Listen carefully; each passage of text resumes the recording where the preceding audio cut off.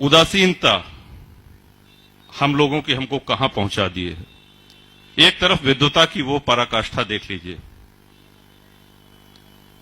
शौर्य, तेज, तप, त्याग, बलिदान, विज्ञान, अध्यात्म, इसकी पराकाष्ठा। और दूसरी ओर इसका ठीक विपरीत देखिए। अंग्रेजों की अभी चर्चा हुई कि अंग्रेजों ने भारत पे शासन किया। अंग्रेजों ने ही नहीं किया,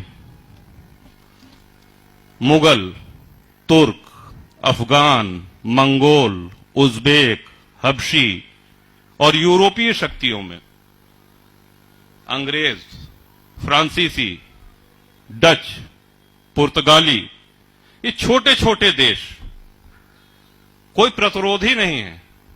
एक चर्चा फैल गई, कहें साहब एक सोने की चिड़िया है, बड़ा धन संपन्न देश है, अपार संपदा है वहां, चलिए वहां पे लूटा खाया जाए, चलिए उसे लूटा जाए।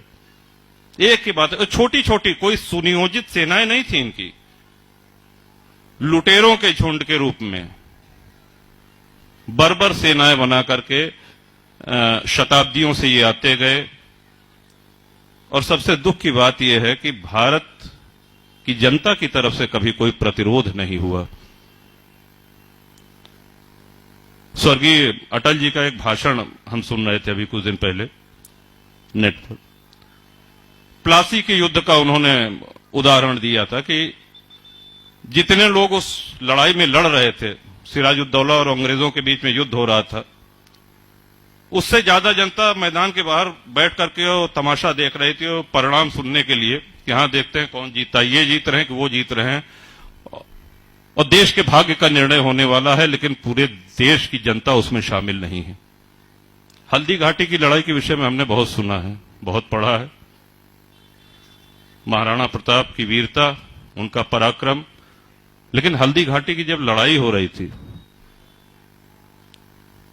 तो जितनी रियासतें थीं, जयपुर, जोधपुर, बीकानेर, आमेर, जैसलमेर, बूंदी, ये सब अकबर के साथ और महाराणा के खिलाफ उस युद्ध भूमि में थी।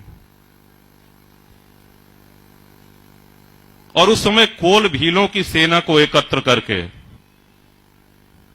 और भामाशाह जैसे दानवीर, उस समय के उद्योगपति, पूंजीपति, उनकी दी हुई संपदा के माध्यम से उनको एकत्र करके एक छोटी सी सेना बना करके महाराणा लड़ रहे थे।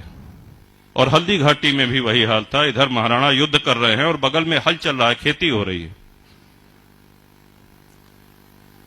किसी को कोई मतलब नहीं था कौन जीते, कौन ने हो हमें कहानी।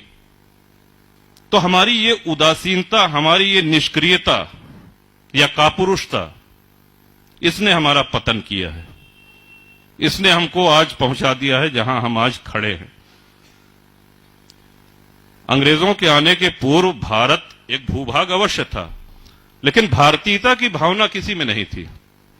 565 अलग अलग रियासतें, उन रियासतों की अलग अलग सेनाएं, उनके अलग संविधान, उनकी अलग मुद्राएं, उनके अपने अलग एजेंडे।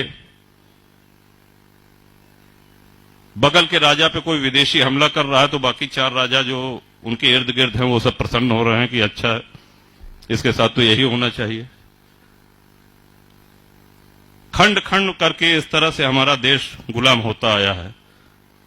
अब दुनिया के नक्शे पे देखेंगे, पुर्तगाल कितना छोटा सा देश है, नीदरलैंड कितना छोटा सा देश है, यूरोप के दूसरे कोने के देश, वहां से चले आए 4 जहाज में, 5 पानी के जहाज में छोटे छोटे, और भारत के एक बड़े भूभाग पर कब्जा कर लिया। किसी ने कोई विरोध नहीं किया, जब तक लूटना था लूटे, और जिस तरह से लूटना था उस तरह से लूटा, कोई प्रतिरोध नहीं हुआ। ये ऐसे अध्याय हैं, ये ऐसे प्रसंग हैं जो हमारा सबका सिर शर्म से झुक जाता है, क्योंकि हमको तात्कालिक लाभ चाहिए। इससे हमको क्या फायदा होगा। बहुत अच्छा विषय राहुल जी ने कहा कि सिस्टर की वेडिंग में। ये सही बात है कि आज भारत में अगर गिनती की जाए तो अच्छी अंग्रेजी बोलने वाले ज्यादा लोग होंगे, लेकिन क्लिष्ट, परिमार्जित और परिष्कृत हिंदी बोलने वालों की संख्या बहुत कम हो गई है। हमने अपनी मातृभाषा को सम्मान देना छोड़ दिया है। अगर हम अपनी मां का सम्मान नहीं करेंगे, हम अपने पिता का सम्मान नहीं करेंगे, अपने बड़े बुजुर्गों का सम्मान नहीं करेंगे, तो फिर हम अपने मित्र से ये अपेक्षा नहीं कर सकते हैं कि उनको भी सम्मान करना चाहिए। अंग्रेजों की गुलामी खत्म हुई, मुगलों की भी गुलामी खत्म हुई, फ्रांस, पुर्तगाली, डच ये सब लौट करके चले गए। कहने के लिए हमारा एक विश्व का सबसे बड़ा लोकतंत्र है भारत। लेकिन एक प्रश्न दे रहे हैं आपको, अवश्य इसका आत्मचिंतन करिएगा, क्या हम मानसिक गुलामी से ऊपर उठ पाए हैं? इतने वर्षों की गुलामी के बाद हम ये मान बैठे हैं कि जो कुछ भी पश्चिमी है वही सही है, चाहे वो पश्चिमी परिवेश हो, चाहे पाश्चात्य ढंग से मिलना, उठना, बैठना, बोलना हो। ये सही बात है कि आज हम सब लोग दिन की भागा दौड़ी में और आज के व्यस्त जीवन में खादी का कुर्ता पैजामा या खादी की धोती या ये बड़े महंगे पड़ जाते हैं। इनकी धुलाई और माड़ी और ये सब, पैंट शर्ट पहनिए, उसमें कोई बुराई नहीं है, लेकिन क्या हमको धोती बांधना आता है? जो कुछ पश्चिमी है वही सही है। ये मानसिक गुलामी हमारे अंदर घर कर गई है। अम्मा नहीं कहेंगे अपनी मां को, अम्मा कहेंगे ये तो पिछड़ेपन की निशानी है। पिता को बाबूजी या दाऊ या बप्पा ये कहना तो पिछड़ेपन की निशानी है। आधुनिक कब होंगे? जब पापा कहेंगे। आधुनिक कब कहेंगे? जब हम मम्मी कहेंगे। हमने अपनी संस्कृति को, अपने इस विरासत को खुद ही ठुकरा दिया है। चुनौतियां आज मुंह बाए खड़ी हुई हैं। सभी विद्वान वक्ताओं ने बड़े विस्तार से कहा, उन बातों को दोहराने का कोई आशय नहीं है, लेकिन समाधान तो हमारे अपने अंदर है। हम अपने को बदलेंगे तभी समाधान होगा।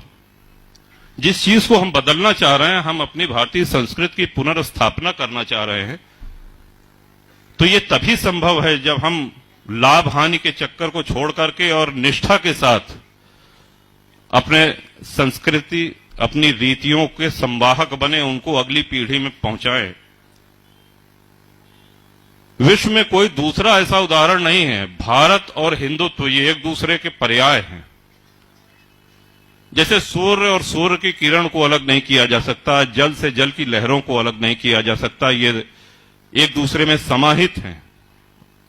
वैसे ही भारत और हिंदुत्व ये एक दूसरे के पर्याय ही नहीं है, बल्कि एक ही हैं। और हमको अपनी सभ्यता, अपनी संस्कृति का सम्मान करना होगा, तभी ये संस्कृति, ये आदि संस्कृति, ये सनातन संस्कृति बचेगी। वरना जिस तरह की चुनौतियां हैं सामने, अगर हमारा ये दृष्टिकोण रहा कि इसको करने से क्या होगा। बड़ी अच्छी बात आचार्य जी ने कही कि चित्र बदल दीजिए, चरित्र स्वतः बदल जाएगा। आज हम अपने बच्चों के साथ बैठ करके धर्म चर्चा, इतिहास के महापुरुषों की चर्चा, बलिदानियों की, क्रांतिकारियों की चर्चा कितना करते हैं। हमको खुद अपने स्मार्टफोन से फुर्सत नहीं है, और बच्चे भी अब अगर बड़े हो गए हैं तो उनका एक अलग व्हाट्सएप ग्रुप है, उनका अलग फेसबुक ग्रुप है, जिसमें हो सकता है एग्जाम के समय थोड़ा बहुत फोन आप लोग रख लेते होंगे। नहीं तो वो सुबह उठते पहला काम जो है वो चाय उसी पे आती है, गुलाब का फूल और गुड मॉर्निंग और चाय, और फिर जब तक सो नहीं जाते हैं तब तक। तो ये हमारे बौद्धिक विकास को रोक रहा है। हाँ, फोन एक संवाद का कारण है, लेकिन उसका संवाद में ही प्रयोग हो। जो सामने बैठा है, जो आपसे मुखातिब है, जो प्रत्यक्ष बैठा है, आप उससे संवाद नहीं कर रहे हैं। कई जगह आप जाइए, होटल में, रेस्टोरेंट में बैठ के देखिए, एक मेज पे 4 लोग बैठे हैं, चारों अपने फोन पे। जो प्रत्यक्ष है उससे कोई संवाद नहीं। तो एक अजीब सी विचित्र स्थिति में आज हम लोग चल रहे हैं। हम सभी लोग जानते हैं कि देवासुर संग्राम हुआ, देवताओं का असुरों का संग्राम हुआ, जहां पे अमृत के घड़े को लेकर के छीना झपटी में 4 स्थान पर अमृत की बूंदें गिरी, नासिक, उज्जैन, हरिद्वार और तीर्थराज प्रयाग।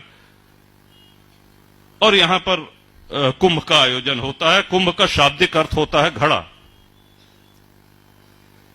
लेकिन कुंभ से अमृत निकलता है, इसका एक सामाजिक अर्थ भी है। अनादिकाल से पूरे देश के धर्माचार्य, शंकराचार्य, अखाड़े, संत, महंत, महात्मा और राजा महाराजा, ये सब लोग आकर के यहां कल्पवास करते हैं, प्रवास करते हैं। उस समय की जो उनकी समस्याएं हैं उस पर धर्म संसद में चर्चा होती है। अपने अपने राज्यों के कुशल क्षेम के लिए संतों की देशना, उनका अनुशासन, उनका दिशा निर्देश प्राप्त करते हैं और फिर उसको जाकर के अपने राज्यों में लागू करते हैं।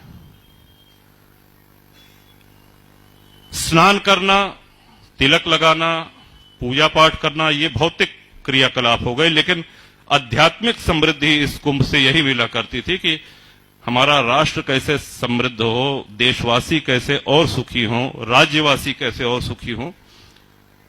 इस पिपासा की, इस भूख की पूर्ति कुंभ वर्षों से करता आ रहा है। और सही अर्थों में आज यहां पर दिव्य प्रेम सेवा मिशन के इस मंच पर यह देख करके लगता है कि आदरणीय आशीष भैया के प्रयासों से कुंभ का, महात्माओं का सानिध्य, राहुल जी वरिष्ठ पत्रकार हैं, सब क्षेत्र से हैं, अलग अलग क्षेत्रों से हैं, उन सब की एक अपनी चिंताएं, अपने विचार, उनसे हम लोग लाभान्वित हुए। इसका श्रेय पूरी तरीके से आदरणीय आशीष भैया को जाता है। और यहां पर हम आए हैं तो हम कुछ सीख करके जाएं।